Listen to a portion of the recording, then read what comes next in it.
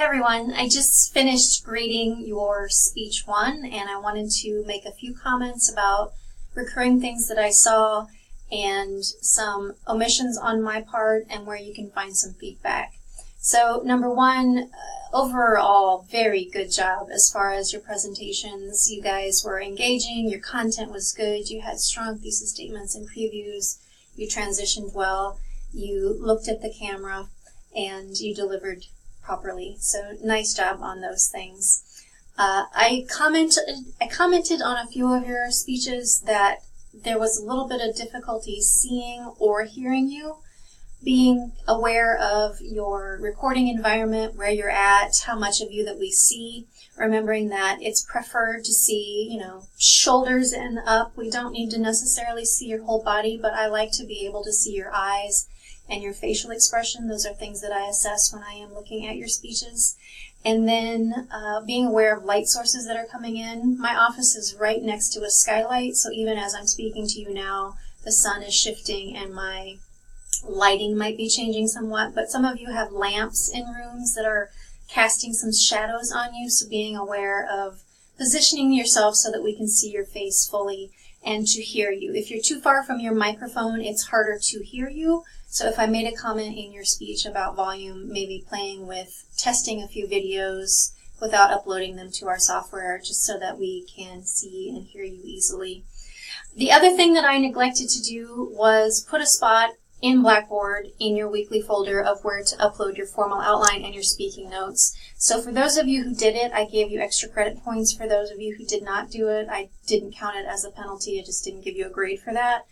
I will make sure that I have that component added for your second and third speeches, which means that on the day that you record your video, you'll also upload to Blackboard a finalized copy of your formal outline, which is everything you anticipate saying in your speech, as well as your speaking notes. The other thing, the probably most common thing I saw as far as things I'd like you all to work on, would be a little bit less reading. You are, especially as speakers who are practicing your speaking skills, you're nervous you're going to forget something. It's intimidating staring at people and at a web camera. But when you read your entire speech to your audience, you end up sounding a little bit more robotic and a little bit less personal and personable. So I want you to, in your speaking notes, make words and phrases only.